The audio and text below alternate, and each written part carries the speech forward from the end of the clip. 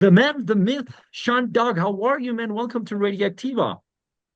Thank you very much. I appreciate it, man. And just so you know, my name is pronounced Sen Dog, not Sean Dog, but that's a mistake that people make all the time, and it's quite all right. But I just like to say that that's how you pronounce the name. Hey, man, thank you very much. I just read Senen's iPhone, and my brain kind of thought I was wrong initially with just saying Sen. Yeah, But thank you very much. Hey, love that Kiss poster in the back. yeah, man. One of my favorite bands of all time since I was a young child, and I've always enjoyed Kiss and their music, and to this day, I still enjoy Kiss very much. Nah, great to hear, man. Um, Look, several things I gotta ask. Lots of things that happened with Cypress Hill. So first of all, after Back in Black and the anniversary of Black Sunday, what are you guys working on? Any new music coming? Yes, we have a project that we're gonna start, I believe, later on this year. Without giving away too many details of it, um, we will be recording, and I believe it's something for. I think it's like an all Spanish project or something like that. But we do plan to record and get back in the studio and see what we can do. I'm glad that you mentioned that. I've always wondered how is that, even though we got different types or kinds of genres of hip hop, somehow Cypress Hill always connect with Latin American culture. And I know we've seen you guys perform with several Spanish speaking artists, like with the Rise Up album with Mark Anthony and all that. But uh, why do you think it connects so easily, Cypress Hill and Latin American culture? Well, I believe it's because we are Latinos. And even though we're from America or whatever, I think the Latino culture has always reacted well to us, knowing that we are, you know, part of the Latin culture, and I think it's just gone over well from the very beginning. When we started back in 1991, there wasn't a lot of Latino artists, especially in hip hop, that were having success. And I think like, Kid Frost and Mellow Man Ace and Lighter Shade of Brown and the Beat Nuts and Delinquent Habits were amongst the crews. I think Mellow Man Ace and Kid Frost were before us and the other guys were after us. But um, I think that the Latino hip hop culture was waiting for something that they could cling on to and jump onto and say, yeah, these guys are us. They grew up the same way that we grew up, and I think that's why one of the reasons why that we've had that kind of success with the Latino audience. No, that's interesting. I'm telling you this from a perspective of a not native English speaker. When I listened to Cypress Hill for the first time, actually it was late 90s. I'm from a very small town here in Colombia, so it wasn't that easy to get to some records and have some music around. And I couldn't understand a word, but I felt something and I somehow connected. I thought like, okay, this has some Latin thing going on. And here we are 40, 40 years, 30 years something after talking about this. So I think, that's some lasting impact. Yeah, definitely, definitely. I agree with you on that.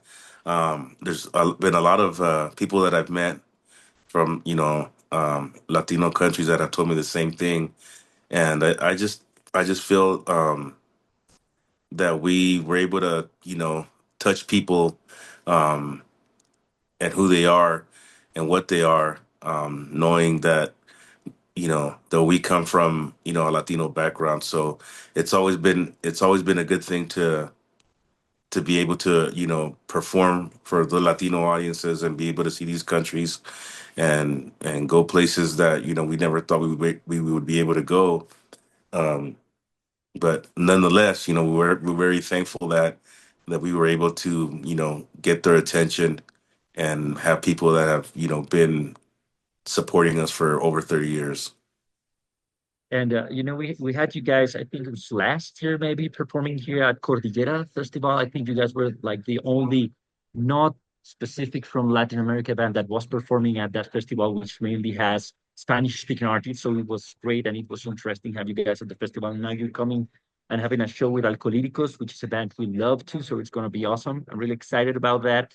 Um, but I have to ask you about the show with the London Symphony Orchestra, Yeah, the whole Simpson thing and all that. How was that?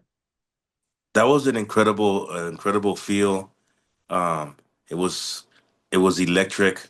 It was a very beautiful thing to be a part of, and just to see the reaction of the fans and us performing, in a different setting, and it was a special thing. And I think people immediately caught on to it and were interested in it, and we were able to, give them a good performance in a legendary theater over there in England, and it worked out really good, man. It came out really, I would say, it came out really, really, really well. And now we're in the part of, um, continuing that. And but for that day, the show that we did with the London Symphony Orchestra, um, I would say that it was like a game changer. And now hip hop is not just hip hop. Hip hop can be performed uh, in other ways that make people want to come see it. And it was a very special day. And it was long overdue. It was long Yeah, overdue. long overdue. It's been being talked about for many, many years. And we were emails back and forth and years of emails of how we could make this happen. And finally it came to happen. And we were um, definitely thrilled um, everything went better than what we thought how it would go. Uh, you guys, from my perspective, again, Colombia, several years ago, you guys sort of introduced what was going on with hip hop to different territories like Latin America. Um, how was it like? Were you aware of it? Like when the first time that you visited countries in the South, how was it like? Because for us, it was quite different. Well, it was very different for us too. Um, Having to go many places around the world and perform. For us, it was different. The audiences, I think, were very, how could I say, very supportive and very, very proud to be able to see, a band with Latin roots and have them enjoy it and have them feel, what we feel on the stage. And I think that when we everything turns out right, the energy that they put out, the audience puts out, also gives us energy to do what we're doing and to get and make it the best way possible. Um, about music, I kind of, can understand a song like Tequila Sunrise or Hits from the Bong, which I love the Dusty Springfield sample there with some of Preacher Man. But a huge hit like Insane from the Brain. How did it came about? How did that song happen? Wow, this is that happened a long time ago, and it's hard to remember. I just remember it being um, just another song on the album that we were, preparing to put out, and I don't know if I thought that was like the best song on the album, but the record label felt different, and they wanted to, lead off with that album, with that song for the album, and they turned out to be correct. It turned out to be a big hit around the world, and people responded to it. As far as the making of it, it was just you know like a regular day, go in the studio, record the song, and go from there. And um, I didn't know really what to expect as far as like how fans would uh, like it and how much they would want to play it or listen to it or whatever. But that's the beautiful thing about music, that you could make it and then just see, how the audience reacts and how they feel about it and whatnot. And that was a wonderful thing. About hip hop, I've always considered the genre the very, I don't really know how to say this English, but I'm gonna try. It's very inviting to new artists. You know, it's like a big mixture of different styles of music. Where do you think? I know it's a big question, but where do you think it's heading in this day and age with the current? I'm not trying to get political, but there's a scenario we are all facing in America, North, Mid, Central, and South. And I think, hip hop something has something special that very little or other genres has, which is that opportunity to have, bands like Cypress Hill having fucking police with was. We don't see that happening in rock. So where do you think we're heading musically speaking? You mean in hip hop? Yeah. In hip hop, I don't per se, I don't really know where we're heading. Um, I know that it has become one of the number one styles of music in the world. I know that much. And every time something new comes out, it's drastically different than the last thing that was big, you know. And I think the only way that we're going to know where it's heading is by supporting new acts and and the music that they create. Um, as far as like how what it's going to sound like and what it's going to be, I wouldn't know, but I could say that um, I believe that hip hop is still growing and it's still becoming a music that's going to dominate around the world. And I believe that for that reason, you just got to stay aware of what's going on with the artists that people are putting out, and for sure, um, I think we're going to break more records and sell more records, and be one of the more successful genres in the world.